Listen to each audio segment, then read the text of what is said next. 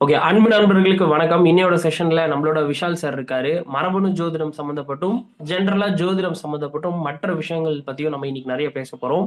Sir, இன்னையோட செஷன்ல வந்து நீங்க வந்து அதிகமா நம்மளோட சப்ஜெக்ட்ல வந்து பாத்தீங்கன்னா கர்மான்னு சொல்லி நம்ம கர்மா சார்ந்த நிறைய விஷயங்கள் பேசுறோம். இப்போ ஒருத்தர் அவங்க வாங்கி வந்தது ஒரு பாசிட்டிவான கர்மாவா இல்ல ஒரு நெகட்டிவான கர்மாவா அப்படின்றத பத்தி இன்னைக்கு பேசலாம் அப்படின்ற ஒரு எண்ணம். இது வந்து நான் எடுத்த கேள்வி கிடையாது. ஜென்ரலா கன்சல்டேஷன் வரக்கூடிய நபர்களோ இல்ல யூடியூப்ல கமெண்ட் பண்ணக்கூடிய நபர்களோ, நீங்க கர்மான்னு பேசுறீங்க. அப்ப என்னோட கர்மா பாசிட்டிவான கர்மாவா இல்ல நெகட்டிவான கர்மாவா? ஏன் லைஃப் இப்படி இருக்கு அப்படின்னு சொல்லி அவங்க கேள்வி கேட்கறது உண்டு. சோ இது மக்கள் சார்பா உங்ககிட்ட நான் அந்த கேள்வியை முன் வைக்கிறேன் சார். ஓகே. அதுக்கு சிம்பிளா ஒத்த வரியில திருக்குறள் மாரி 2 வரியிலயோ அல்லது ஒத்த வரியிலயோ பதில் சொல்லணும்னா, அ இந்த விநாச காலே விபரீத புத்தின்னு ஒரு டயலாக் ஒண்ணு இருக்கு தெரியுமா?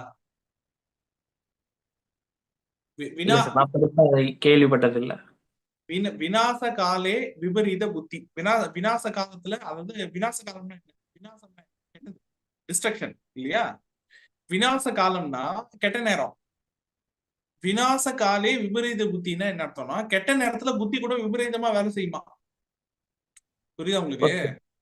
அந்த அந்த அர்த்தத்துல மீன் பண்ண ஒரு டயலாக் அது. அது ஒரு ஸ்டேட்மெண்ட். நம்ம நம்ம வாழ்க்கையில எதிர்பார்க்காம ஏதாச்சும் ஒரு கெட்டது நடந்துருச்சுன்னு வச்சுங்க. எதிர்பார்க்காம. ஓகேங்களா? அது நடக்கிறதுக்கு ஏதோ ஒரு வகையில நாமளும் காரணமா இருந்திருப்போம். ஒண்ணு டைரக்ட்டா நம்மளே அந்த ஆப் எடுத்து நம்ம சொருகி இருப்போம்.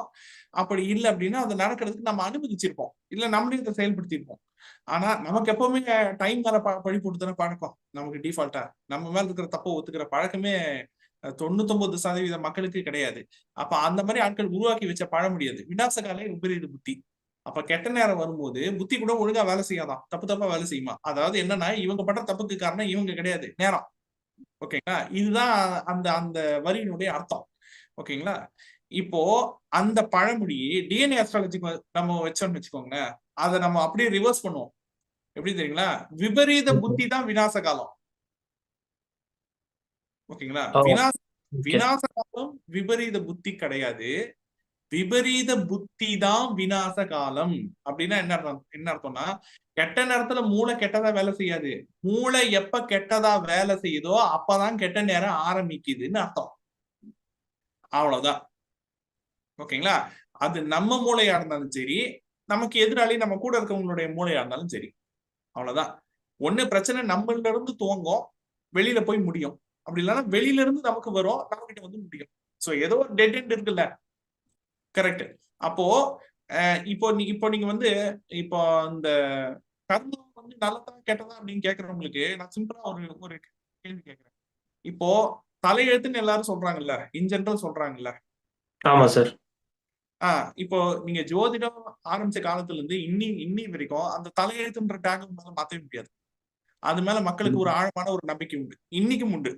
ஓகேங்களா? ஏதாச்சும் ஒண்ணு நடந்துச்சு அப்படின்னா, அதான் விதிப்பா, அதான் உன்னுடைய பிறவி பயன். அது அவருடைய தலையெழுத்து அப்படின்னு சொல்லிடுவாங்கல்ல. சரி, அப்போ தலையெழுத்துன்னு ஒண்ணு இருக்கிறது உண்மையானால், அப்ப அதை எழுதினவர்னு ஒருத்தர் இருப்பார்ல. அத டிசைன் பண்ணவங்க ஒருத்தவங்க இருப்பாங்கல்ல. இன்னைக்கு வாஷிங் மிஷினோ அல்லது ஃபேனோ அல்லது மோட்டார் வெஹிக்கிளோ அல்லது ஐடியோ எந்த ஒரு தொழில்நுட்பமாக இருந்தாலும் அந்த குறிப்பிட்ட கருவியோ அல்லது அந்த குறிப்பிட்ட சாஃப்ட்வேரோ அல்லது அந்த குறிப்பிட்ட தொழில்நுட்பத்தையோ டிசைன் பண்ணவங்க இருப்பாங்க. ஆமா. கரெக்ட் தான். ஓகே. அப்போ தலையெழுத்துன்றது யாருது? அப்போ நமக்கு நமக்கு நம்மளுடைய லைஃப் நம்ம கண்ட்ரோல்ல இல்ல. நம்ம கண்ட்ரோல் மீறி ஒரு விஷயம் நடக்குது. அத தலையெழுத்து நம்ம சொல்லியிருக்கோம். அப்போ அந்த தலையெழுத்த எழுதுனது யாரு? கேட்டா நம்ம என்ன சொல்லுவோம்? பிரம்மா. ஓகேங்களா? அல்லது கடவுள் எழுதிட்டாரு, பிரம்மா எழுதிட்டாரு. அப்போ அத டிசைன் பண்ணது யாரு? யாரோ ஒருத்தர். ஓகே. அவர் கடவுளா இருக்கட்டும், அவர் பிரம்மாவா இருக்கட்டும், அவர் அல்லாவா இருக்கட்டும், ஜீசஸா இருக்கட்டும், யாரா வேணாலும் இருக்கட்டும். ஓகே. அப்போ அது நம்முடைய விருப்பமா? அல்லது கடவுளுடைய விருப்பமா? அப்போ நம்முடைய கடவுளுடைய விருப்பம்னா, நீங்க என்ன சொல்றீங்க? இறைக்கு பிரபஞ்ச சக்தி, கடவுள், தேவதை இவங்கெல்லாம் விருப்பு வெறுப்புக்கு அப்பாற்பட்டவர்கள். அவங்களுக்கு நல்லது கெட்டதே கிடையாது. அவங்களுக்கு விருப்பு வெறுப்பே கிடையாது. அப்படின்னு தானே நீங்க சொல்றீங்க. அப்ப விருப்பு வெறுப்பே இல்லாத கடவுள் ஏன் ஒருத்தருடைய வாழ்க்கைய சிகரமாகவும், ஒருத்தருடைய வாழ்க்கைய தாழ்வாகவும் படைக்க போறாரு? கரெக்ட் கண்டிப்பா. தானே? கடவுளுக்கு நெப்போட்டிசம் கிடையாது. கடவுள்கிட்ட பார்சியாலிட்டி கிடையாதுன்னா, அப்ப எல்லாருடைய வாழ்க்கையும் மற்ற உயிரினங்களை விட்டுருங்க. மனுஷங்க ஒரு ஒரு உயிரினம்னு வச்சுங்க, ஒரு குறிப்பிட்ட இனம்னு வச்சுங்க, அந்த அந்த இனத்துக்குள்ள வேறுபாடு இருக்குல்ல. அந்த மாதிரி வேறுபாடோட ஏன் ஒவ்வொருத்தருடைய வாழ்க்கை இருக்கணும்? இந்த இந்த கேள்வி கேட்கும்போது எல்லாருக்கும் பதில் எங்க போகும்? அதெல்லாம் வந்து கடவுள் வந்து அவர் விருப்பப்பட்டு படைக்கல. போன பிறவில அந்த ஆன்மா செய்த பாவ புண்ணியத்துக்கு தகுந்த மாதிரி இந்த பிறவில அதனுடைய விதி வந்து அமையுது அப்படின்னு சொல்லிட்டு சொல்றாங்களா? சரி. இப்போ இப்போ இந்த பாவ புண்ணியம் வந்துச்சா? இந்த பாவ புண்ணியம்ன்ற கான்செப்ட் வந்துச்சா? இப்ப நான் தெளிவா கேக்குறேன். பாவம் புண்ணியம்னா என்ன? யாரோ ஒருத்தருடைய விருப்பம் நம்ம சம்பாதிச்சிருப்போம். விருப்பம். யாரோ ஒருத்தர் நம்மளை வாழ்த்தி இருப்பாங்க. யாரோ ஒருத்தருக்கு நம்ம நல்லது பண்ணியிருப்போம். யாரோ ஒருத்தருக்கு நம்ம பல கிரெடிட் கொடுத்திருப்போம். ஓகேங்களா? ஏதோ ஒரு நல்ல காரியம் பண்ணியிருப்போம். அந்த நல்ல காரியத்தினால எய்தர் சக மனுஷங்களோ, நம்மளுடைய உறவுகளோ, அல்லது பிற பிற பிற உயிரினமோ யாரோ ஒருத்தவங்க நல்லது அடைஞ்சிருப்பாங்க. நல்லது அடையும் போது அப்ப அவங்க என்ன பண்ணுவாங்க? நம்மளை வாழ்த்துவாங்க. கரெக்ட்டுங்களா? அதானே விருப்பம். கண்டிப்பா. நம்மளை விரும்புவாங்க, விரும்பி வாழ்த்துவாங்க. ஓகே. கெட்டது பாவம்னா என்ன? யாருக்கோ ஏதோ ஒரு விஷயம் பண்ணிட்டோம். ஆனா செய்யக்கூடாது செஞ்சுட்டோம். அதனால அவங்க காண்டா இருப்பாங்க. அதனால அவங்க பாதிக்கப்பட்டிருப்பாங்க. பாதிக்கப்பட்டவங்க மனசு ரணமா இருப்பாங்க, புண்ணா இருப்பாங்க. நம்ம மேல வெறுப்பு வந்திருக்கும். வெறுப்புல சபிச்சிருப்பாங்க. இதுதானே பாவம். அப்போ இந்த பாவம் புண்ணியத்தினுடைய பேஸ் என்ன? நம்மள பற்றி நம்மள சுற்றி இருக்கிற ஜீவராசிகளினுடைய விருப்பு வெறுப்பு. அவ்வளவுதான். இதுதானே பாவம் புண்ணியம். இந்த கண்டிப்பா. பாவம் புண்ணியம் இந்த பாவம் புண்ணியம் பதிவு தானே பிறவிக்கு பேசு. இந்த பாவம் புண்ணியம் தானே கர்மாவுக்கும் பேசு. பிறவிக்கும் கண்டிப்பா. பேசு. அதான கர்ம பலன். அப்போ கர்ம பலன் அப்படின்றதே உங்களுக்கு என்ன? நம்ம மேல மற்றவங்களுக்கு இருக்கக்கூடிய நல்ல அபிப்பிராயம், கெட்ட அபிப்பிராயம், விருப்பு வெறுப்பு, அப்புறம் சந்தோஷம், பொறாமை, துக்கம், இந்த ஃபீலிங்ஸ் நம்மளை பத்தி மத்தவங்களுக்கு இருக்கும்ல, நம்மளை சுத்தி இருக்கவங்களுக்கு இருக்கும்ல. ஆமா. ஓகேங்களா? இந்த பிறவில இருந்தாலும் இதுக்கு முன்னாடி பிறவில இருந்தாலும் அதனுடைய கண்டினியூட்டி தானே இது. அப்போ கண்டிப்பா. இதை ஒருத்தர் மாத்தணும்னு நினைக்கிறாரு. எல்லாருக்கும் என்ன ஆசை? நல்ல ஒரு பாசிட்டிவான ஒரு லைஃப் வாழணும், நல்ல ஆரோக்கியமா இருக்கணும். ஓகேங்களா? தொழில நல்ல பெஸ்டா இருக்கணும். அதே மாதிரி ரிலேஷன்ஷிப்ல சந்தோஷமா இருக்கணும். அதாவது பப்ளிக் லைஃப் இருக்கு, பர்சனல் லைஃப் இருக்கு. ரெண்டுத்துக்குமே ஒருத்தர் சக்சஸ்ஃபுல்லா இருக்கணும். ஓகேங்களா? நம்ம நம்ம 1000 கோடி 10,000 கோடி சம்பாதிக்கிறோமோ இல்லையோ, நம்ம வாழ்ற வாழ்க்கையை திருப்தியா வாழணும். இதுதானே அதிகபட்சம் எல்லாருடைய ரெக்குவயர்மெண்ட்டும். ஒரு கண்டிப்பா. கடைக்கோடி பிறந்தவன்ல இருந்து உலகத்தினுடைய மூத்த குடிமகன் வரைக்கும் எல்லாருடைய அடிப்படை ஆசை இதுதான். ஓகே. ஆனா இது எல்லாருக்குமே சாட்டிஸ்ஃபை ஆயிருக்கா? நிச்சயமா இல்ல. பப்ளிக் லைஃப் நல்லா இருக்கிறவங்களுக்கு பர்சனல் லைஃப் நல்லா இல்ல. பர்சனல் லைஃப் நல்லா இருக்கிறவங்களுக்கு பப்ளிக் லைஃப் நல்லா இல்ல. சில பேருக்கு ரெண்டுமே நல்லா இல்ல. அது வேற விஷயம். ஓகேங்களா? உடல் ஆரோக்கியம் நல்ல நல்ல மாடு மாதிரி உடம்பு வளர்த்திருப்பான். இங்க மாடி வந்து 1/2% கூட இருக்காது. ஓகேங்களா? மூளை வலிமை பயங்கரமா இருக்கும். பிசிக்கல் ஸ்ட்ரென்த்தே இருக்காது. இருக்காது. அப்ப ஏதோ ஒரு இம்பேலன்ஸ் இருக்குது. ஓகே. அந்த இம்பேலன்ஸ் எதனால ஏற்பட்டுச்சு? கேட்டா என்ன சொல்லுவாங்க? பல பிறவியினுடைய கர்ம பலனால உங்களுக்கு நீங்க இதெல்லாம் அனுபவிக்கிறீங்கன்ட்டாங்க. அப்போ அந்த கர்ம பலன்றது என்னது? நம்ம மேல வேற யாருக்கோ இருக்கக்கூடிய விருப்பு வெறுப்பு. அதனால அவங்க கொடுத்த வாழ்த்தும் சாபமும். இவ்வளவுதானே? அவ்வளவுதான். சரி. இப்போ இத மாத்தணும் ஒருத்தர் நினைக்கிறாரு. ஓகேங்களா? மாத்தணும்னா என்ன பண்ணணும்? சாபத்தை குறைக்கணும். வாழ்த்துக்களை அதிகமா வாங்கணும். அவ்வளவுதானே? ஓகே. கண்டிப்பா. அப்போ ஃபர்ஸ்ட் நாம மத்தவங்களுக்கு பாசிட்டிவா இருக்கிறதெல்லாம் இருக்கட்டும். முதல்ல நமக்கு பாசிட்டிவா இருக்கணும்ல. ஆமா. இங்க எத்தனை பேர் முதல்ல அவங்களுக்கு பாசிட்டிவா இருக்கிறாங்க? சொல்லுங்க பாப்போம். விரல் விட்டு என்ற அளவுக்கு கூட இல்ல. ஒருத்தன் தனக்கு பாசிட்டிவா மாறணும்ல. அதுதான் கர்மாவை ஜெயிப்பதற்கான முதல் படி. நீங்க மத்தவங்களுக்கு எல்லாம் பாசிட்டிவா மாறதெல்லாம் அதுக்கப்புறம். ஓகேங்களா? முதல்ல நீங்க உங்களுக்கு பாசிட்டிவா இருக்கணும். கரெக்டா? நீங்க செய்யற செயல் ஃபர்ஸ்ட் உங்களை சாட்டிஸ்ஃபை பண்ணணும். நீங்க தேர்ந்தெடுக்கிற ட்ரெஸ், நீங்க போடுற ட்ரெஸ், சாப்பிடுற சாப்பாடு, தூக்கம், உடற்பயிற்சி, எல்லாத்துக்கும் மேல நீங்க தேர்ந்தெடுக்கிற கெரியர். அதை விட ரொம்ப முக்கியம் நீங்கள் தேர்ந்தெடுக்கின்ற வாழ்க்கை துணை. இதெல்லாம் ஃபர்ஸ்ட் உங்களுக்கு சாட்டிஸ்ஃபைடா இருக்கணும். உங்களுக்கு பிடிச்சிருக்கணும். ஆமாவா? சரி. இப்போ அதே மாதிரி நீங்க எப்படி இதெல்லாம் சம்பாதிக்கிறீங்க? இப்போ நம்ம போட்டிருக்க ட்ரெஸ்ஸோ, சாப்பிடுற சாப்பாடோ, தங்குற இடமோ, நம்ம அனுபவிக்கிற வசதி எப்படி எது மூலியமா கிடைக்குது? பொருளாதாரத்தின் மூலியமா கிடைக்குது. அந்த பொருளாதாரத்துக்கு என்ன பண்றோம்? தொழில் பண்ணுவோம், உத்தியோகம் பண்ணுவோம், ஏதோ ஒரு வியாபாரம் பண்ணுவோம், சம்பாதிப்போம். ஓகேங்களா? இது கமர்ஷியல், பப்ளிக் லைஃப். ஓகே. உள்ளார சந்தோஷம் என்ன? உறவு. உறவு என்ன பண்ணுவோம்? அப்பா அம்மா, கூட பிறந்தவங்க, கல்யாணம் பண்ணிப்போம், நாளைக்கு குழந்தை பத்துப்போம். இவங்கதான். சோ நமக்கு முன்னத்த ஜெனரேஷன், நம்ம ஜெனரேஷன், நமக்கு அடுத்த ஜெனரேஷன், அவ்வளவுதான். இவங்க தான் நம்மளோட நேரடியா கனெக்ட் ஆனவங்க. மிச்சவங்க யாருமே நம்மளோட நேரடியா கனெக்ட் ஆனவங்க கிடையாது. இப்போ நமக்கு இவங்க கிட்ட இருந்து நல்லது கிடைக்கணும் ஃபர்ஸ்ட். அவங்க கிட்ட இருந்து ஃபர்ஸ்ட் நம்ம நல்லதை ரிசீவ் பண்ணாதான் முதல்ல நாம சந்தோஷமா இருக்க முடியும். கரெக்டா? நாம சந்தோஷமா ரிலாக்ஸ்டா இருந்தாதான் ஃபர்ஸ்ட் நம்மளால பாசிட்டிவாவே இருக்க முடியும். கரெக்ட் தானே? அப்போ இந்த தொழிலை தேர்ந்தெடுக்கிறதுலயும் சரி, அந்த தொழில்ல நேர்மையா இருக்கிறதுலயும் சரி, ரிலேஷன்ஷிப்பை தேர்ந்தெடுக்கிறதுலயும் சரி, ரிலேஷன்ஷிப்ல நேர்மையா இருக்கிறதுலயும் சரி, முதல்ல நம்ம அதை சாட்டிஸ்ஃபை பண்ணணும்ல. கண்டிப்பா. இதை சாட்டிஸ்ஃபை பண்ணா நம்ம கான்பிடண்டா இருப்போமா? நம்ம நியூட்ரலா இருப்போமா? நம்ம ரிலாக்ஸ்டா இருப்போமா? அப்போ எந்நேரமும் நியூட்ரலா, அமைதியா, முடிஞ்ச வரைக்கும் ரிலாக்ஸ்டா, முடிஞ்ச வரைக்கும் யாரை பத்தியுமே நெகட்டிவ் தாட் இல்லாம இருக்கிற ஒருத்தரால நெகட்டிவ் கர்மா விளையுமா? பாவம். கண்டிப்பா. அவரால் மத்தவங்களுக்கு தீங்கு இழைக்க முடியாது. ஏன் இழைக்க முடியாது? முதல்ல அவர்கிட்ட இம்பேலன்ஸ் இல்ல. அவர்கிட்ட இம்பேலன்ஸ் இல்ல.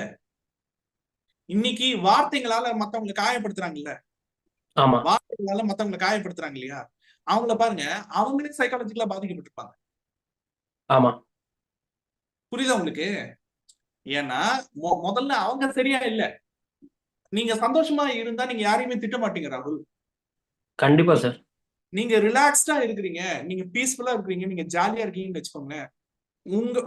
உங்களுக்கு யாராச்சும் ஒருத்தர் உங்க மேல சேத்தவாரி இறைச்சாலும், இல்ல சின்னதா ஏதாச்சும் ஒண்ணு பண்ணிட்டாலும் நீங்க மன்னிச்சு விட்டுருப்பீங்க. ஏன்னு சொல்லுங்க? நீங்க நிறைவா இருக்கிறீங்கன்னு அர்த்தம். நீங்க ரிலாக்ஸ்டா இருக்கிறீங்கன்னு அர்த்தம். நீங்க சந்தோஷமா இருக்கிறீங்கன்னு அர்த்தம். நீங்க நல்லா கான்பிடண்டா இருக்கிறீங்கன்னு அர்த்தம். உங்களுக்கு சுப்பீரியாரிட்டி காம்ப்ளெக்ஸ் இல்ல, இன்ஃபீரியாரிட்டி காம்ப்ளெக்ஸ் இல்ல, எதுவுமே இல்ல. You are neutral. ஓகேங்களா? அப்படி இருந்தீங்கன்னா முதல்ல மன்னிக்கிற பக்குவம் வளர்ந்துரும். அதனால நீங்க வந்து யாருக்கிட்டையும் பகை வச்சுக்க மாட்டீங்க. ரெண்டாவது, நீங்க யாருக்கிட்டையும் போய் வம்பு பண்ண மாட்டீங்க. கரெக்டா? அடுத்து ஒண்ணு போய் நோண்ட மாட்டோம். இத செய்யாம இருந்தாலே கர்மா பேலன்ஸ் ஆகுமா ஆகாதா? கட்டாயம் ஆயிடும். ஃபர்ஸ்ட் கர்மா பேலன்ஸ் ஆகணுமா? உங்ககிட்ட இருக்கிற நெகட்டிவ் கர்மா பாசிட்டிவ் கர்மாவா மாறணுமா? நீங்க மத்தவங்களுக்கு உதவி செய்யற லட்சணம் எல்லாம் இருக்கட்டும், முதல்ல நீங்க உங்களை பாத்துக்கோங்க. அததான் நான் சொல்லுவேன். இந்த ஒரு ஆசையோட நிறைய பேர் சுத்திட்டு இருப்பாங்கல்ல. ஆமா. என்னவோ ஒண்ணு படிக்கிறதுக்கு ஆசைப்பட்டு இருப்பாங்க, ஏதோ ஒரு கெரியர் ஆசைப்பட்டு இருப்பாங்க, ஏதோ ஒரு தொழில் பண்ணணும்னு ஆசைப்பட்டு இருப்பாங்க. எதையுமே செய்யாம, பேச வேண்டிய இடத்துல பேசாம, நல்லா வாயை மூடிட்டு இருந்துட்டு எல்லாம் போனதுக்கு அப்புறம் உட்கார்ந்து மிச்ச லைஃப புலம்பி புலம்பி தீக்கிறவங்க இருப்பாங்க தெரியுமா? அந்த ஃப்ரஸ்ட்ரேஷன்ல என்ன பண்ணுவாங்கன்னா, அவங்களுக்கு மிச்ச லைஃப்ல கிடைக்கிற நல்ல விஷயம் இருக்கு இல்லையா, அதெல்லாம் ரிஜெக்ட் பண்ணிட்டே இருப்பாங்க. இந்த மாதிரி பல கூட்டம் இருக்குது. ஓகேங்களா? ஒவ்வொரு கர்மாவும் அவங்க ஸ்டைல்ல அதை பண்ணுவாங்க. ஆமா. ஓகேங்களா? அப்ப என்ன பண்றது? ஒண்ணு, உங்களால கிடைச்ச விஷயத்த அடைய முடியும். அப்படி இல்லையா, அடைஞ்ச விஷயத்த காப்பாத்திக்கணும். இது ரெண்டு மட்டும் தான் நீங்க கர்மா மூலியமா பேலன்ஸ் பண்ண வேண்டிய, கத்துக்க வேண்டிய ஒரே ஒரு விஷயம். மற்றபடி கர்மா பேலன்ஸ் ஒண்ணுமே கிடையாது. நான் என்ன சொல்றேன், இந்த 27 நட்சத்திரத்துக்குள்ளதான் 8 கர்மாவும் இருக்கு. உலகத்துல எத்தனை கோடி பேர் பிறந்தாலும், அவனுக்கு லக்னம் எங்க இருந்தாலும், ராசி எங்க இருந்தாலும், நவகிரகம் எங்க இருந்தாலும், இந்த 27 நட்சத்திரத்துக்குள்ளதான் இருந்தாலும். ஆமா. ஆக இந்த 8 கர்மாவும் மீறி 9ஆவதா ஒரு கர்மாக்குள்ள எவனும் போக போறது கிடையாது. புதுசா ஒரு கர்மா உருவாக்கவும் யாராலையும் முடியாது. சுத்தி சுத்தி இந்த அஷ்ட கர்மத்துக்குள்ளதான் ஒருத்தர் சுத்தி ஆகணும். கரெக்டுங்களா? அவன் சாவர வரைக்கும். ஆமாவா? அப்போ அதுல பிளஸும் இருக்கு, மைனஸும் இருக்கு. ஆமாவா? ரெண்டுமே இருக்கு. மைனஸ் எடுத்துருங்க, பிளஸ் மட்டும் எடுத்துங்க, முடிஞ்சு போச்சு. அவ்வளவுதான். ரொம்ப சிம்பிள். இந்த சிம்பிளான விஷயத்தை போட்டு ஏன் காம்ப்ளிகேட் பண்ணிக்கிறீங்க ரொம்ப? அது என்னன்னா, நம்ம கர்மா பத்தி பேசுறோம். ஆனா கர்மா பத்தி நம்ம யதார்த்தமா தான் பேசுவோம். கர்மா பரம்பரையில் எப்படி டிராவல் ஆகுது, யார் யார் என்னென்ன தப்பு செய்யணும் செய்யக்கூடாதுன்னு. ஆனா இந்த கர்மா பத்தி இந்த வார்த்தை ட்ரெண்ட் ஆனதுனால நிறைய ஜோதிடர்கள் பத்தி எல்லாம் பேச ஆரம்பிச்சிட்டாங்க. ஓகேங்களா? நம்ம ஸ்டூடெண்ட்ஸ் பேசுறது வேற. நம்ம ஸ்டூடெண்ட்ஸ் நம்ம சப்ஜெக்ட பேச போறாங்க. நம்ம ஸ்டூடெண்ட்ஸ் இல்லாத இந்த டிஎன்ஏ அஸ்ட்ராலஜிக்கு சம்பந்தமே இல்லாத ட்ரெடிஷனல் அஸ்ட்ராலஜி சேர்ந்த ஜோதிடர்கள் இருப்பாங்க பாருங்க, அவங்க நிறைய பேர் கர்மா பத்தி பேச ஆரம்பிச்சிட்டாங்க. அதை எப்படி பேசுறாங்கன்னா, என்ன சம்பந்தமே இல்லாத விஷயத்த எல்லாத்தையும் அந்த ஒரு பயமுறுத்ததான் சொல்லுவாங்க தெரியுங்களா? ஒண்ணுமே இருக்காது. ஓகேங்களா? பசுவை கொன்ற பாவம் சேரும், பாம்பு புத்தை இடித்து விட்டீர்கள். நான் என்ன சொல்றேன், பாம்பு புத்தை இடிக்கிறது, பாம்பை நசுக்கி கொள்றது, நாயை அடிக்கிறது, நாயை வதம் பண்றது, பசுவுக்கன்ற வதம் பண்றது, இதெல்லாம் ராஜா காலத்துல இருந்து சொல்லி வந்த கதை. இன்னும் எவ்வளவு காலத்துக்கு இந்த கதைகள்லாம் சொல்லிட்டு இருப்பீங்க? இதெல்லாம் கர்மா கணக்குல நம்ம பேசுற சிலபஸ்க்கும் அதுக்கும் சம்பந்தமே கிடையாது. கொஞ்சம் சம்பந்தமே கிடையாது. சரிங்களா? பாசிட்டிவ் வைப் இருக்கணுமா, முதல்ல மைண்ட் அசை போடுறது தெரியுதுல்ல. நம்ம மைண்ட் அசை போட்டுட்டே இருக்கும். சும்மா இருக்கிற நேரத்துல மைண்ட் அசை போட்டுட்டே இருக்கும்ல. அந்த மைண்டுக்கு ஏதாச்சும் கொஞ்சம் பாசிட்டிவ் கமெண்டா கொடுத்துருங்க. அப்பப்போ அந்த பாசிட்டிவ் கமெண்ட மைண்ட் அசை போட்டுக்கிட்டே இருக்கணும். அதுதான் முதல் படி உங்களுடைய நெகட்டிவ் கர்மால இருந்து நீங்க வெளியில வரணும். அதுக்கப்புறமா தான் உங்களுடைய 8 கர்மம் உங்களுக்கு எது இருக்குதுன்னு தெரிஞ்சுக்கிட்டு அது சம்பந்தப்பட்ட விஷயத்தை சூஸ் பண்ணாது எல்லாமே. வேற ஒண்ணுமே கிடையாது. இவ்வளவே தான். இங்க எதுவுமே கிடையாது. ஏன்னா இப்போ நான் நிறைய வீடியோ இப்போ சமீபமா அந்த பிளாக் மேஜிக் சம்பந்தப்பட்ட வீடியோ எல்லாம் போட்டேன் இல்லைங்களா? அதுல கூட நான் என்ன சொல்லியிருப்பேன் அப்படின்னா, யாருடைய மைண்ட் வீக்கா இருக்குதோ அந்த வீக்கான மைண்ட் கிட்ட அட்ராக்ட் ஆகும். ஆமா, அத சொல்லியிருப்பேன். ஓகேங்களா? உங்க மைண்ட் வீக்கா இல்ல, உங்க மைண்ட் லெவல்ல, ஆறா லெவல்ல, ஆன்ம லெவல்ல நீங்க ஸ்ட்ராங்கா இருந்தீங்க அப்படின்னா உங்களை நெருங்க கூட முடியாது. எதாலையும் நெருங்க முடியாது. இன்னொன்னு சார், நீங்க சொல்ற மாதிரி நிறைவாக ஒரு மனிதன் வாழ முயற்சி பண்ணாலுமே நிறைய பேர் எப்படி எடுத்துக்கிறாங்கன்னா, அதாவது லைஃப் எந்த வித ஸ்பீட் பிரேக்கரும் இல்லாம அப்படியே ஹைவேல போற மாதிரி போகணும் அப்படின்னு நினைக்கிறாங்க. அப்படி ஒரு லைஃப் இருக்க முடியுமா சார்? நம்ம எதை நோக்கி பயணிச்சாலும் சின்னதா ஒரு டார்கெட் செட் பண்ணி அதை நோக்கி நம்ம உழைச்சாலும் அதுல தடங்கள் அப்படின்றது வரதான் செய்யும். அது யாருமே ஒரு லேர்னிங்கா பார்க்காம எல்லாரும் என்ன நினைக்கிறாங்க, டைம் சரியில்லை, இது சரியில்லை, இதுக்காக பச்சை கலர்ல ஒரு கயிறு கட்டிப்போம், இந்த சாமியை கும்பிடுவோம் அப்படின்ற மாதிரி அதுல ஒரு டைம் வேஸ்ட் ஆகுது. இல்ல, நீங்க தடைக்கல்ல பத்தி பேசுறீங்க.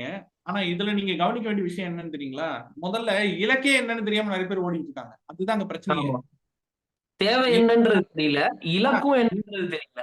இவ்வளவு இருந்தா போதுன்றதும் தெரியல, இலக்கும் தெரியல. இலக்கும் தெரியல. இலக்குன்றது என்னன்னு தெரியுங்களா? எந்த ஸ்டேஜ்ல நீங்க ரிட்டையர் ஆவீங்களோ அதுதான் இலக்கு. இலக்கு. அதாவது தயவு செஞ்சு ஒரு விஷயம் புரிஞ்சுக்கங்க. நீங்க வேலைக்கு போறவங்களா இருக்கலாம், அல்லது நீங்க பிசினஸ் பண்றவங்களா இருக்கலாம். ஆனா நீங்க நீங்க வேலைக்கு போறவங்களா இருந்தாலும், நீங்க பிசினஸ் பண்றவங்களா இருந்தாலும், எதுக்காக வேலைக்கு போறீங்க, எதுக்காக பிசினஸ் பண்றீங்க? நீங்க ரிட்டையர் ஆகிறதுக்கு தான் இதெல்லாம் பண்ணிக்கிட்டு இருக்கீங்க. ஆமா, செட்டில் ஓகேங்களா? ஆகிறது. அதுக்கு இன்னொரு பேர் தான் செட்டில்மெண்ட்.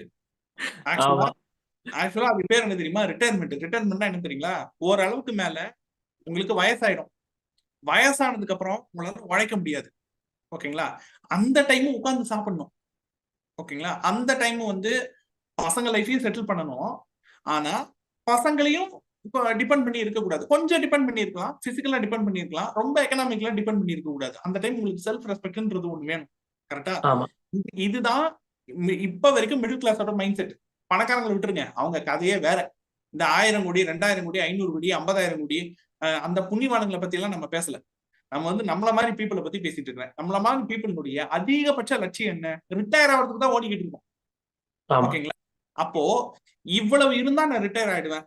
இந்த நிலையை நான் ரீச் பண்ணனா அதோட போதும்பா, நான் ரிட்டையர் ஆயிடுவேன். அந்த மாதிரி ஒரு பதில சொல்லுங்க. இந்த 8 கர்மால பிறந்திருக்காங்கல்ல, 27 நட்சத்திரத்துல பிறந்திருக்காங்கல்ல, 12 ராசி லக்கணத்துல பிறந்திருக்காங்கல்ல, இவங்கள யாராவது ஒருத்தராவது அப்படியே அப்படியே அப்படியே வீடியோவை பார்த்துட்டு கமெண்ட்ல கர்மா, இந்த கர்மா என்ன சார் பண்றது, அந்த கர்மா ஆர்வமா கேட்பாங்க. நான் என்ன கேட்கிறேன், உங்களுடைய லைஃப் டார்கெட் என்ன கொடுத்தா நீங்க ரிட்டையர் ஆவீங்க இப்படின்னு ஒரு கேள்வி நான் கேட்டேன்னு வச்சுங்க, ஒரு பதில் வருமா ஃபர்ஸ்ட் யாருக்கு இருந்தாவது? வாய்ப்பே கிடையாது. ஏன்னா உங்களுக்குன்னு ஒரு லிமிட் நீங்க செட்டே பண்ணல. இப்படி ஒர்க்கஹாலிக்கா, லைஃபே ஆல்கஹாலிக்கா நீங்க அன்லிமிட்டடா நீங்க ஓடிக்கிட்டே இருந்தீங்கன்னா அப்புறம் அடுத்த ஜெனரேஷன் என்ன பண்ணுவாங்க? உங்களை பார்த்து அடுத்த ஜெனரேஷன் என்ன பண்ணும்? எப்ப ரிட்டையர்மெண்ட் எடுப்பாங்க? எப்ப பீஸ் ஆஃப் மைண்ட் தேடுவாங்க? அவங்களுக்கு அப்ப கர்மா எப்படி கழியும்? நீங்க கர்மா பத்தி பேசிட்டு இருக்கீங்க பாஸ். முதல்ல ஆசையே தீரலையே உங்களுக்கு. ஒரு லிமிட்னு ஒண்ணு இருக்கணும்ல. நீங்க என்ன ஆடுனாலும் அந்த லிமிட் நீங்க செட் பண்ணீங்களா? அவ்வளவுதான். இதுக்கப்புறம் எனக்கு லிமிட் கிடையாது அப்படின்னு ஒரு லிமிட் நீங்க செட் பண்ணீங்களா? அப்படி இருந்தா மெச்சூரிட்டி இருக்கும், பீஸ் ஆஃப் மைண்ட் இருக்கும், நம்ம இலக்கை நம்ம அடைஞ்சிட்டு இருக்கோன்ற ஒரு கான்பிடன்ஸ் இருக்கும். உங்களை யாருக்குமே அது கிடையாது. பினான்சியலா கிடையாது, கெரியரா கிடையாது. எவ்வளவு போயிட்டே இருப்பேன், எவ்வளவு கொடுத்தாலும் வாங்கிட்டே இருப்பேன். இப்படித்தானே? அதாவது பிறக்கிறது தான் 27 நட்சத்திரம். ஆனா இந்த கெரியரை பொறுத்த வரைக்கும், மனசுல இருக்கிற ஆசை பொறுத்த வரைக்கும் லங்ஸ் ஹார்ட் எல்லாம் தானே. அந்த அந்த லங்ஸ் ஹார்ட்டுக்குள்ள எல்லாருக்குமே ராகு தான். அன்லிமிட்டெட். குடு குடு கொடுத்துக்கிட்டே இரு. அப்படின்னா அந்த மாதிரி ஒருத்தர் கேட்டா பரவாயில்ல, 2 பேர் கேட்டா பரவாயில்ல, இருக்கிறவங்க கூட கொடுத்துக்கிட்டே இருங்கன்னு கேட்டா அது பூதமா? சோ நம்மளுடைய லிமிட்டை ஃபர்ஸ்ட் நம்ம பிக்ஸ் பண்ணணும். அதுதான் ஃபர்ஸ்ட் நம்ம கர்மாவும் முடிக்கிறதுக்கு நம்ம எடுக்கக்கூடிய முதல் ஸ்டெப். அந்த ஒரு லிமிட், அந்த ஒரு பவுண்டரி. ஆமா, இது வரைக்கும் என்னோட பயணம், இது வரைக்கும் என்னோட இலக்கு, இதை முடிச்சிட்டேன்னா நான் வெளியில வந்துருவேன். அந்த ஒரு வியூ வேணும். அந்த ஒரு வியூ எனக்கு இருக்கு, சிலருக்கு இருக்கு, ஆனா எல்லாருக்கும் அது இல்லை. அது இல்லாததுனாலதான் இலக்கெல்லாம் ஓடிக்கிட்டு இருக்கீங்க. என்ன பண்றோம்னு தெரியல, ஹைப்பர் ஆகுது, ரொம்ப டென்ஷன் ஆகுது, ஸ்ட்ரெஸ் ஆகுது. ஏன்னா எங்க போறீங்கன்னு உங்களுக்கே தெரியல. ஸ்ட்ரெஸ் ஆகும்போது சும்மா இருப்போமா? கண்டோட பிடிச்சிட்டு கண்ட ஏறுவோம். அப்ப பின்ன கர்மா வராம என்ன பண்ணும்? அவ்வளவேதான். அவ்வளவுதான் விஷயம். நீங்க எந்த நட்சத்திரத்துல வேணாலும் பிறந்துருங்க, உங்களுக்கு என்ன கர்ம பதிவு வேணாலும் இருக்கட்டும். அந்த கர்மாவுக்கு டூஸ் அண்ட் டோன்ட்ஸ் என்னன்னு எத்தனையோ வீடியோல பேசியிருக்கேன். நம்ம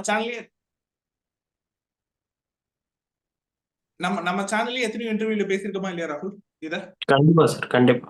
ஒவ்வொரு சந்திர கர்மா, சூரியன் கர்மா, இவங்க எந்தெந்த விஷயத்துல கவனத்தோட இருக்கணும், எந்தெந்த விஷயத்துல இவங்க நெகட்டிவ் உள்ள போக கூடாது, எந்தெந்த விஷயத்துல பாசிட்டிவா இருக்கணும், நம்ம சேனல்லையும் பேசியிருக்கேன்.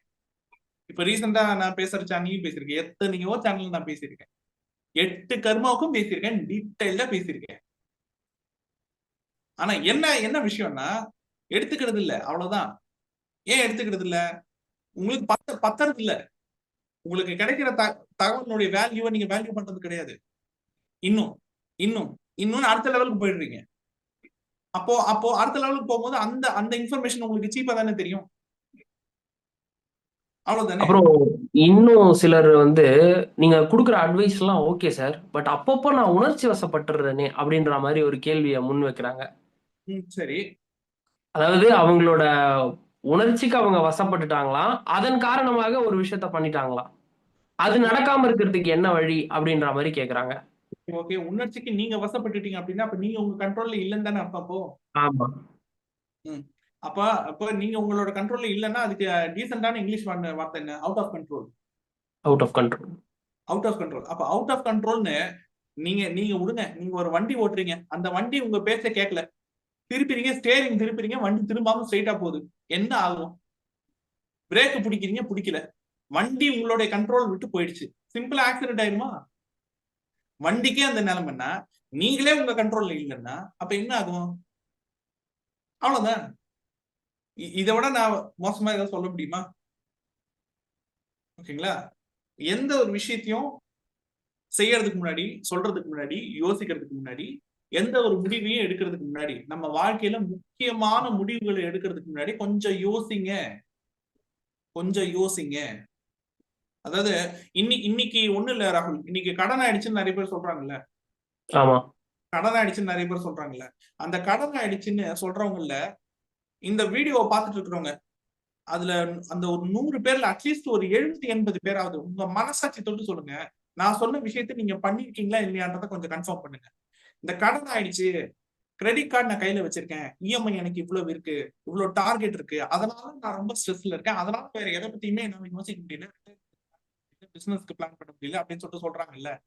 ஓகே, அந்த இஎம்ஐ எப்படி வச்சுன்னு கேட்டா தெரியலம்மா. முக்காவாசி பேர் சொல்ற வார்த்தை தெரியலதான். ஓகேங்களா? சரி, ஓகே, சரி, நீங்க தெரிஞ்சு பண்ணீங்களோ தெரியாம பண்ணீங்களோ எப்படியோ வாங்கிட்டீங்க. ஓகே, இப்போ உங்களுக்கு வேலை என்ன? இஎம்ஐ முடிக்கிறது தானே டார்கெட். சரி, ஓகே, இஎம்ஐ முடிக்கணும். இப்போ அந்த இஎம்ஐ முடிக்கிற ப்ராசஸ்ல திடீர்னு ஒரு போனுடைய ஆடு வருது, ஒரு ஒரு வாட்ச்னுடைய ஆடு வருது, இல்ல ஒரு கேட்ஜெட்னுடைய அட்வர்டைஸ்மெண்ட் வருது. ஓகேங்களா? அதை பார்க்கும்போது நியாயமா ஒரு ரெஸ்பான்சிபிளான ஒரு ஆளுக்கு என்ன தோணும்? எப்பா ஏற்கனவே இவ்வளவு இஎம்ஐ இருக்கு, இதுல இது வேற அப்படின்னு சொல்லிட்டு ஸ்க்ரோல் பண்ணி விட்டுறணும்ல. ஆனா அந்த ஆடை பார்த்ததுக்கு அப்புறமா அந்த 1 லட்சம் ரூபாய் போன் 1.25 லட்சம் ரூபாய் போன் வாங்கணும்னு ஒருத்தருக்கு தோணுச்சுன்னா இது நினைப்பா இல்ல கொழுப்பா? நீங்களே சொல்லுங்க. அது தப்பு. 15,000மோ 20,000மோ ஏதோ ஒரு பொருளினுடைய அல்லது ஏதோ ஒரு தொழில்நுட்பத்தினுடைய விளம்பரம் வருது. அப்படி வருதுன்னா முதல்ல எனக்கு இப்ப இது தேவையா, நமக்கு இது இப்ப தேவையா அப்படின்னு ஒரு மைண்ட் யோசிக்கணும். ஆமாவா? ரெண்டாவது, நம்ம இருக்கிற நிலைமைக்கு இது தேவையா அப்படியாவது யோசிக்கணும். ஆமா. இது முதல்ல கடன் எப்படி தெரியுமா வந்துச்சு? நீங்க கடன் வாங்க எந்த பொருளுக்காக அல்லது எந்த ஒரு விஷயத்துக்காக நீங்க ஒரு லோன் வாங்குனீங்களோ அந்த டைம்ல நமக்கு இது இப்ப தேவையா, பொறுமையா காசு எடுத்துட்டு வாங்கிக்கலாமே, பொறுமையா கொஞ்சம் சேவிங்ஸ் பண்ணிட்டு பண்ணிக்கலாமே அப்படின்னு யோசிச்சிருந்தீங்கன்னா முதல்ல எனக்கு கடனே வந்திருக்காது. அது யோசிக்காம இருந்ததுனாலதான் கடன் வந்துச்சு. சரி, கடன் வந்ததுக்கு அப்புறமாவது இந்த நிலைமையில நமக்கு இது தேவையா அப்படின்னு யோசனை வரணும். ஆமா. அதுவும் வராது. அப்ப என்ன ஆகும்? இருக்கிற கடன் இன்னும் ஜாஸ்தி ஆயிட்டே போகும். கரெக்டா? அப்போ நீங்க பிசினஸ்ல எவ்வளவு சம்பாதிச்சாலும் உங்களுக்கு பத்தாது. ஏன்? பினான்சியல் டிசிப்ளின் இல்ல, கடன் வாங்கிட்டே இருக்கிறீங்க. ஆனா குறைய நீங்க எதுவும் சொல்வீங்க? எனக்கு சம்பளம் பத்தலம்பீங்க, இல்ல வியாபாரம் பண்ண எனக்கு லாஸ் ஆயிடுச்சும்பீங்க. ஏன்? வந்த லாபத்தை சேர்த்து வச்சிருந்தானே அடுத்த அந்த வியாபாரத்துக்கு ரொட்டேஷன் பண்ண முடியும். வந்த சம்பளத்தை சேவிங்ஸ் பண்ணாதானே அதுக்கப்புறம் நீங்க ரிட்டையர் ஆக முடியும். இது கூட பரவாயில்ல சார். எனக்கு இந்த கிரகம், இந்த தசை, இந்த ஜாதக கோளாறு இப்படி ஆயிடுச்சு, நீங்க என்ன சொல்றீங்க? கிறுக்குத்தனம் பண்ணியாச்சு. நம்ம பண்ற அந்த கிறுக்குத்தனத்துல இருந்து நம்ம தப்பிக்கணும். ஓகேங்களா? நம்ம மேல வந்து குற்ற உணர்ச்சி வந்துடக்கூடாது. அதுக்கு ஈஸியா ஒரு விஷயத்து மேல பழி போடுறது இல்ல, எல்லாத்துக்கும் பழி போடுறதுக்கு கிடைக்கிற விஷயத்து ஜாதகம் தானே, நேரம் தானே, நேரங்காலம் சரியில்லை, சிம்பிள், முடிஞ்சு போச்சு, அவ்வளவுதான். ஓகேங்களா? சோ எந்த ஒரு விஷயமும் செய்யறதுக்கு முன்னாடி இப்ப நமக்கு இது தேவையா, நம்ம போற பாதை சரிதானா அப்படின்றத நம்ம ஜாதகத்தை வச்சு கர்மா வச்சு தெரிஞ்சுக்கிறதுக்கு ஒண்ணு, கர்மா இல்லாம அமைதியா மனசாட்சி பிரகாரம் யோசிக்கிறதுக்கு ஒண்ணு. இந்த ரெண்டுத்துல ஏதாச்சும் ஒண்ணு நீங்க பண்ணீங்கன்னாலும் கர்மால ஈஸியா தப்பிச்சிடலாம். அவ்வளவுதான், சிம்பிள். சார் அதே மாதிரி நிறைய பேருக்கு ஒரு கெட்ட பழக்கம் இருக்கு சார். லைஃப்ல எது பிரச்சனையானாலும், எது அவங்க நினைச்ச மாதிரி போலனாலும் உடனே ஜாதகத்துக்குள்ள தலையை விட்டுட்டு இது இப்படியா, அது அப்படியா, இந்த டிரான்சிட்டா, இந்த கோச்சாரமா அப்படின்னு போறாங்க. ஃபர்ஸ்ட் அது ஒரு நல்ல பழக்கமா? இல்லங்க, அதாவது அப்படி என்னன்னா அவங்களுக்கு வந்து ஏன் அந்த மாதிரி அவங்க போறாங்கன்னு நான் சொல்றேன். ஏன்னா அவங்களுக்கு சுய முடிவு எடுக்க தெரியல. சுயமா அவங்க முடிவு எடுத்தாங்கன்னு வச்சுக்கோங்களேன், நாம் பண்ணது சரியா தப்பான்னு மைண்ட் யோசிக்க போயிடும். ஆமா. அவங்க அவங்க அந்த முடிவே சுயமா எடுத்திருந்திருக்க மாட்டாங்க. யாரோ ஒருத்தருடைய தூண்டுதல் பேர்ல உள்ள நுழைஞ்சிருப்பாங்க, தலையை கொடுத்திருப்பாங்க. ஓகேங்களா? தலையை கொடுத்துட்டு அதுக்கப்புறமா வேற என்ன பண்றது? தன்னையும் குறை சொல்ல முடியாது, தன்னை அந்த குழியில தள்ளி விட்டவங்களையும் குறை சொல்ல முடியாது. ரொம்ப நெருங்கிய உறவா வேற இருப்பாங்க, அப்பாவா இருக்கலாம், அம்மாவா இருக்கலாம், ஹஸ்பண்டா இருக்கலாம், ஒய்ஃபா இருக்கலாம், யாரோ ஒருத்தவங்க, அவங்களையும் குறை சொல்ல முடியாது. ஃப்ரஸ்ட்ரேஷன் ஆகுது. அப்ப அதுக்கு பழி போடுறதுக்கு ஒண்ணு வேணும். அவ்வளவுதான். அதுக்குதான் இருக்கே. நம்ம 9 பேர்ல யார் வேணும்னாலும் பழி போடலாம். அது பழி தாங்கிறதுக்குன்னே ஒருத்தர் இருக்காரு. சனி இருக்காரு, ராகு கேது இருக்கிறாங்க. இவங்க 3 பேர் போதுமே, இருக்கிற எல்லா பழியும் அவங்க மேல போட்டு, வேற தேவையே இல்லையே. அவ்வளவுதான், அவ்வளவேதான். ரொம்ப போட்டு காம்ப்ளிகேட் எல்லாம் பண்ணிக்க வேண்டாம். ஓகேங்களா? ஜாதகத்தை எதற்காக பயன்படுத்த வேண்டும்? ஒவ்வொரு ஸ்டேஜ்லயும் எதுக்காக பயன்படுத்தணும்? படிக்கிறீங்க, 10th முடிச்சிட்டீங்க, பிளஸ் 1 பிளஸ் 2 போகணும். உங்களுக்கான துறை எது? உங்களுக்கான படிப்பு எது? உங்களுக்கான அந்த ஸ்பெஷாலிட்டி எது? அதை தெரிஞ்சுக்கணும். அதை தெரிஞ்சாதான் ஃபர்ஸ்ட் உங்களுக்கான ஃபீல்டே உங்களுக்கு தெரியும். கரெக்டுங்களா? ஓகே. இப்ப தொழில் உத்தியோகத்துக்குள்ள வந்துட்டீங்க, ஒரு 5 வருஷம் 10 வருஷம் எக்ஸ்பீரியன்ஸ் ஆயிடுச்சு. இப்ப நீங்க சொந்த பிசினஸ் ஏதாவது பண்ணணும்னு நினைக்கிறீங்க. அப்ப எனக்கான வியாபாரம் எது அப்படின்னு தெரியணும். சரி, கல்யாண வயசுல இருக்கிறீங்க, எனக்கான வரன் யாரு தெரியணும். என்ன மாதிரி வரன் தேடலாம் அப்படின்னு தெரியணும். எதுலயாச்சும் முதலீடு பண்ண போறீங்க, சொத்துல பண்ணலாமா, இல்ல பேங்க்ல பிக்சர்ல போடலாமா, இல்ல கோல்டுல போடலாமா, அது தெரியணும். அதே மாதிரி ரிட்டையர் ஆக போறீங்க, இந்த மாதிரி ஏதாச்சும் ஒரு முக்கியமான ஸ்டேஜ்னு ஒண்ணு வரும். இல்ல வெளிநாடு போக போறீங்க, போலாமா வேண்டாமா? குழந்தைங்களை படிக்க வைக்க போறீங்க, குழந்தைங்களை வெளிநாடு அனுப்ப போறீங்க, அனுப்பலாமா வேண்டாமா? கல்யாணத்துக்கு முன்னாடி அனுப்பலாமா, கல்யாணத்துக்கு அப்புறம் அனுப்பலாமா? இந்த மாதிரி ஒவ்வொரு விஷயத்திலையும் செய்யலாமா வேண்டாமா அப்படின்ற கேள்வி உங்க மைண்டுக்குள்ள வருமா வராதா? எல்லாருக்கும் வருமா? ஓகே.